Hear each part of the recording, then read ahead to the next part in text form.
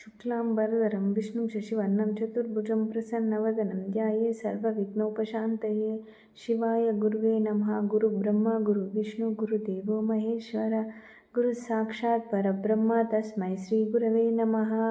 ఈరోజు మనం చెప్పబోయేటువంటి దేవుడు ప్రసిద్ధి చెందిన విఠలుడు. మహారాష్ట్రలోని పండరిపూర్లో ఈ విఠలుడు చాలా ప్రసిద్ధి చెంది ఉన్నారు. ద్వాపర యుగం ముగిసి కలియుగం ప్రారంభమయ్యే సమయంలో శ్రీకృష్ణ పరమాత్మ తన అవతార కార్యాన్ని పూర్తి చేసి తన భూలోక లీలలను ముగించి, కలియుగంలో నా భక్తులు నా నామాన్ని ప్రేమతో పలికితే నా భక్తుడు ఎక్కడ ఉన్నా నేను అక్కడ ఉన్నాను అని ఆ విఠలుడు మహారాష్ట్రలోని పండరిపూర్లో ప్రసిద్ధిగాంచారు. మనకు యుగాలు 4: సత్యయుగం, త్రేతాయుగం, ద్వాపర యుగం, కలియుగం. అయితే ఈ సత్యయుగంలో మనుషులు ధర్మం సత్యం మీద నడిచేవారు. త్రేతాయుగంలో శ్రీరాముడు అవతరించారు. ఈ ద్వాపర యుగంలో శ్రీకృష్ణుడు అవతరించి మనని నడిపించారు. ఈ ద్వాపర యుగంలో ధర్మం 2 పాదాలపై నడుస్తుంది. ఈ 3 యుగాలలో దేవుడు మనుషులతో రక్షించుకుంటూ, మనుషులతో బ్రతుకుతూ, మనుషులని కష్టాల నుంచి నివృత్తి చేస్తూ ఉండేవారు. అయితే ఈ కలియుగంలో ఎవరైతే ధర్మాన్ని సత్యాన్ని నడుపుతున్నారో, అయితే ఈ కలియుగంలో ధర్మం ఒక్కటే పాదంపై నడుస్తుంది. ఎవరైతే మనుష్యులు సాధన చేస్తూ, యజ్ఞ కార్యాదులు చేస్తూ, మంచి జీవన శైలిలో నడుస్తూ, ధర్మాన్ని పాటిస్తూ నడుస్తున్నారో వారికి దేవుడు ఎప్పుడు అండగానే ఉంటారు. అయితే ఈ కలియుగంలో రాక్షసులు ఎప్పుడు ఎక్కడ ఉంటారంటే బంగారం అనుభవించడంలో, భోగాలను బాగా అనుభవించడంలో ఉంటుంది. దూరంగా ఉండే మార్గాలు ఏమిటంటే పెద్దలను గౌరవించడం, నిత్యం భగవన్నామ స్మరణ చేయడం, గురువుల పట్ల భక్తి, తల్లిదండ్రుల సేవ, సత్యవచనం, దానం, దయ, ఇంట్లో శుభ్రత, నిత్య దీపారాధన, బంగారం పట్ల మోహం తగ్గించుకోవడం, క్రూరత్వం, దయలేమి, జీవహింస ఉండని చోటు, మద్యపానం జరగని చోటు, అనైతిక స్త్రీ పురుష సంబంధాలు జరగని ప్రదేశం, జూదం జరగని ప్రదేశం, సాధు జీవనం అంటే ధనం, బంగారం, ఆహారంపై మోహం ఉండకపోవడం. ఇటువంటివి ఎవరైతే పాటిస్తున్నారో ఈ కలియుగంలో దేవుడు వారి వెంట ఎప్పుడూ ఉంటారు అని మనకి భగవద్గీతలో, మహాభారతంలో శ్రీకృష్ణుడు చెప్పనే. రుక్మిణీదేవి శ్రీకృష్ణుడి భార్యే కాదు, ఆమె ఒక పరమ ప్రేమైక మూర్తి. ఆమె రాసిన లేఖకు శ్రీకృష్ణుడు వచ్చి ఆమెను రథంపై తీసుకువెళ్ళి పెళ్లి చేసుకున్నారు. ఆమె పరమ భక్తి తత్పరురాలు. శ్రీకృష్ణుడు భార్య రుక్మిణీదేవి సాక్షాత్తు లక్ష్మీదేవి స్వరూపిణిగా మనము కొలుస్తాము.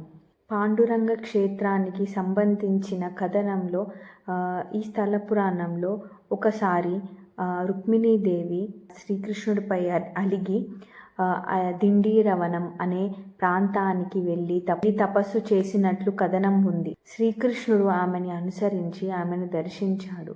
రుక్మిణీదేవి ప్రేమలో ఎటువంటి స్వార్థము లేదు. అందువల్లే పాండురంగ క్షేత్రంలో విఠలుడి పక్కన రకుమాయిగా రుక్మిణీదేవి స్థాపించబడి ఉన్నది.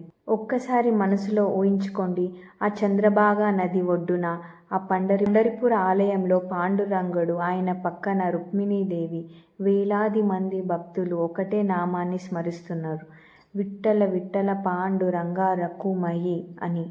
అప్పుడు మనసులో ఒక భావన కలుగుతుంది, ప్రభు పాండురంగ పండరీనాథ, మిమ్మల్ని నేను వెతుక్కుంటూ రాలేను, మీరే నా మనస్సులో విఠలులాగా నిలబడి ఉండాలి. పుండలీకుడు అనే భక్తుడి ఇంటిపై నిల్చున్నట్లే నా హృదయంలోని ఇటుకపై అలాగే నిలబడు అని మనమందరం ప్రార్థిద్దాము.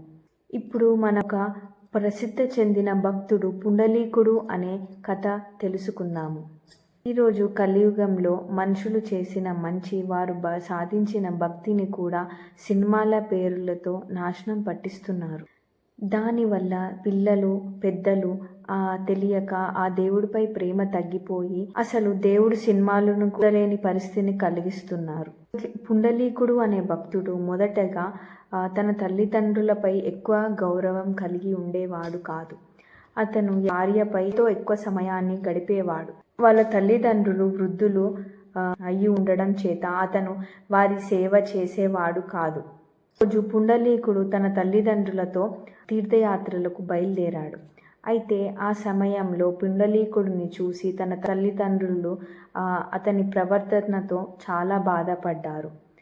అప్పుడు పుండలీకుడి జీవితంలో ఒక గొప్ప మార్పు ప్రారంభమైంది. పుండలీకుడికి ఒక ఆశ్చర్యకరమైన అనుభవం కలిగింది. ఆయనకు 3 స్త్రీలు కనిపించారు. ఆ 3 స్త్రీలు ఒక ఆశ్రమానికి వెళ్ళారు. ఆయన వారిని అడిగారు, మీరెవరు, ఇక్కడ ఏం చేస్తున్నారు అని. కానీ వారు ఏ సమాధానం చెప్పకుండా వారి పనులు వాళ్ళు కొనసాగించారు. కొంతకాలానికి ఆ 3 అతనికి దర్శనమిచ్చి ఇలా చెప్పారు, మేము పవిత్ర తీర్థాలు. భక్తులు మా దగ్గరికి వచ్చి వాళ్ళ పాపాలను కడుక్కుంటారు. కానీ నిజమైన పుణ్యం ఎక్కడుందో తెలుసా? పుండలీకుడు ఆశ్చర్యంగా చూశాడు. తల్లిదండ్రులను భగవంతుని రూపంగా భావించి సేవించడమే నిజమైన పుణ్యం అని చెప్పారు. ఆ మాటలు పుండలీకుడి హృదయాన్ని మార్చేశాయి. ఆ రోజు నుంచి పుండలీకుడు పూర్తిగా మారిపోయాడు. తల్లిదండ్రులకు స్వయంగా ఆయన సేవ చేసేవాడు. వారి కాళ్ళు కడిగేవాడు. వారికి స్వయంగా ఆయన అన్నం తినిపించేవాడు.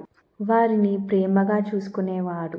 వారి హృదయంలో ఒక భావం ఏర్పడింది, నా తల్లిదండ్రులే నా దైవం, నా తల్లిదండ్రుల నా తీర్థాలు, వారి ఆశీర్వాదానికి మించిన ప్రసాదం లేదు అని భావించి వారిని చాలా బాగా సేవించేవాడు.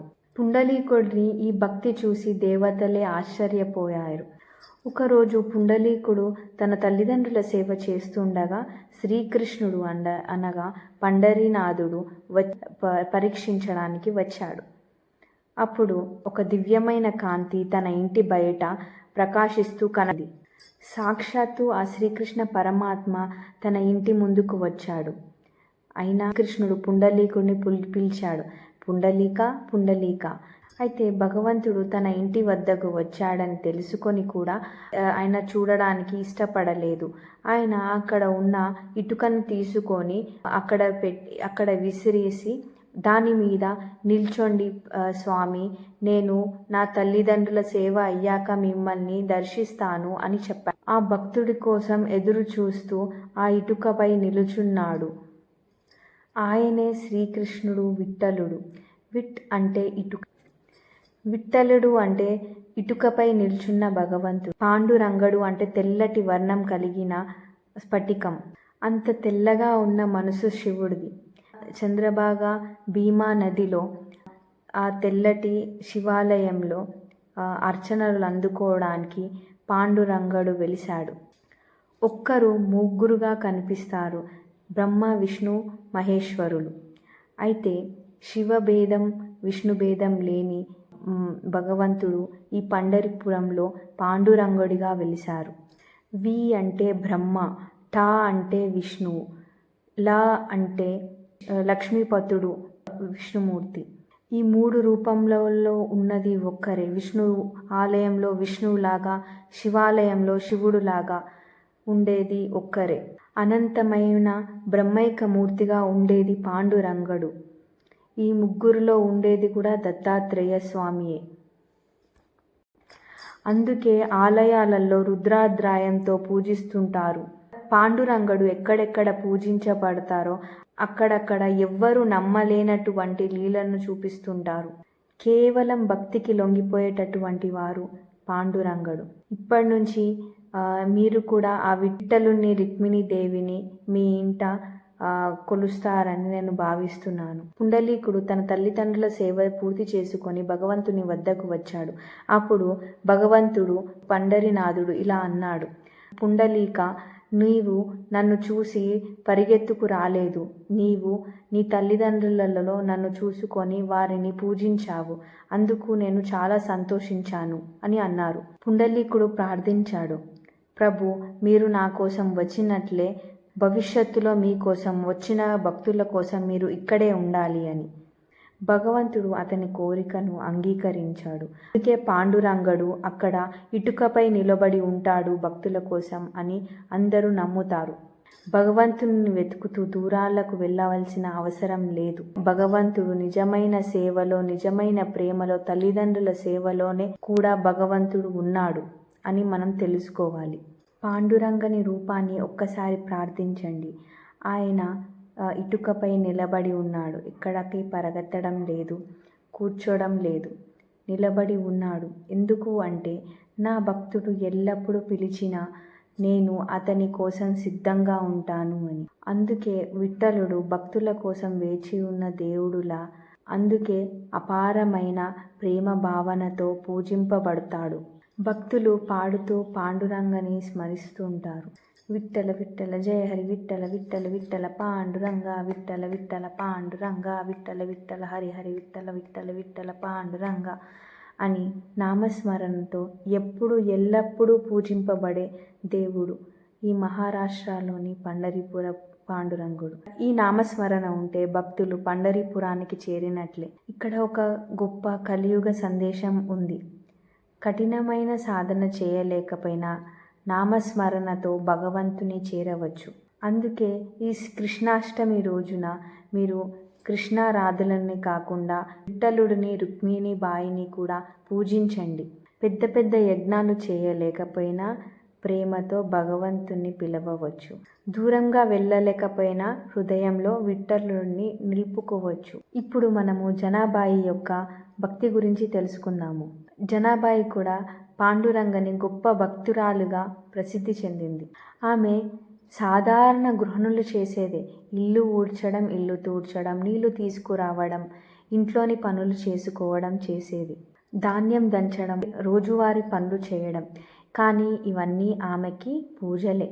ఆమె భావం ఏంటంటే నేను చేసే పని మొత్తం విఠలుడికే చేస్తున్నాను.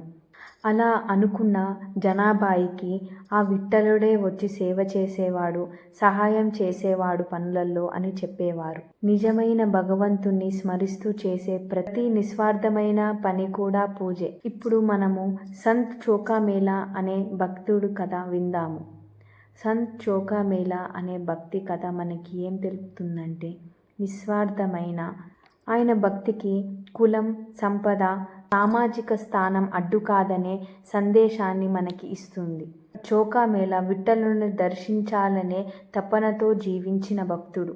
ఆ కాలంలో సామాజిక వివక్ష వలన చోకామేళా తక్కువ వర్గానికి చెందినవాడు కాబట్టి ఆయన ఆలయానికి ప్రవేశించడానికి అంగీకరించేవారు కాదు. ఆయన ఆలయం బయట నిలబడి ప్రతిరోజు విఠలుడిని కన్నీళ్లతో ప్రార్థించేవాడు.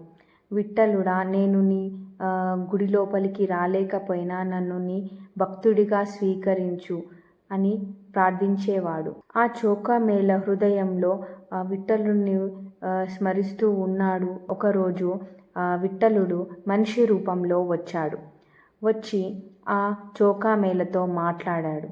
చివరికి చోకామేళా తన ఆరాధ్య దైవమైన విఠలుణ్ణి ఆ మనిషిలో గుర్తించాడు. కాబట్టి చోకామేళా విఠలుడితో అన్నాడు, మీరు గుడిలోనే ఉంటారు అని అనుకున్నాను, కానీ మీరు నా ఎదుటికి వచ్చి మాట్లాడతారు అని నేను అనుకోలేదు అని అన్నారు. కానీ నువ్వు నా దగ్గరికి వచ్చావా అనే భావోద్వేగంతో ప్రార్థించాడు. దేవుడికి మనిషి కులం, ధనం, స్థానం ముఖ్యం కాదు, మనసులోని భక్తియే ముఖ్యం. అందుకే భక్తికి అందరూ సమానమనే సందేశాన్ని బలంగా చెబుతుంది. చోకామేళా, ఆయన భార్య సోయరాబాయి, ఆయన కుమారుడు కర్మామేళా వంటి భక్తులు కూడా ప్రసిద్ధి చెందారు. గుడి గడప దాటలేని భక్తుడి హృదయంలో దేవుడు స్వయంగా వచ్చాడు. అదే చోకామేళా భక్తి యొక్క మహిమ. చోకామేళా స్వయంగా అనేక అభంగాలు రచించిన భక్త కవి. ఆయన జీవితాన్ని విఠలుడి కోసం జీవించిన భక్తుడిగా స్మరిస్తారు. ఇప్పుడు మనము నామదేవుడు అనే మహాభక్తుడి కథ తెలుసుకుందాము. నామదేవుడికి పాండురంగుడు కేవలం ఆలయంలో ఉన్న ఒక విగ్రహం కాదు. ఆయనకి పాండురంగుడి విగ్రహం, నామదేవుడికి విఠలుడు ఆలయంలో ఉన్న విగ్రహం కాదు, అతనికి జీవించి ఉన్న స్నేహితుడు. అతను రోజు పండరిపూర్ పాండురంగడితో మాట్లాడేవాడు. తన బాధలు చెప్పుకునేవాడు, తన ఆనందాన్ని పంచుకునేవాడు. అతని భక్తి ఎంత పరాకాష్ఠ చేరిందని అక్కడ భక్తులు అందరూ చెప్పుకునేవారు. భగవంతుడు భక్తుడి హృదయంలోనే ఉన్నాడనే కథను నామదేవుడు భక్తి తెలియజేస్తున్నది. ఎప్పుడూ కోట్ల మంది భక్తులు పలికే ఒకే ఒక మాట, విఠ్ఠల విఠ్ఠల పాండురంగ, విఠ్ఠల విఠ్ఠల పాండురంగ రకుమాయి. శ్రీ పాండురంగ విఠ్ఠల, పండరిపుర విఠ్ఠల, శ్రీ రుక్మిణీ దేవ్యే నమః, శ్రీ పండరీపుర దేవ్యే నమః. విఠ్ఠల విఠ్ఠల జయ హరి విఠ్ఠల. సర్వం శ్రీకృష్ణ అర్పణమస్తు. ఓం నమః శివాయ.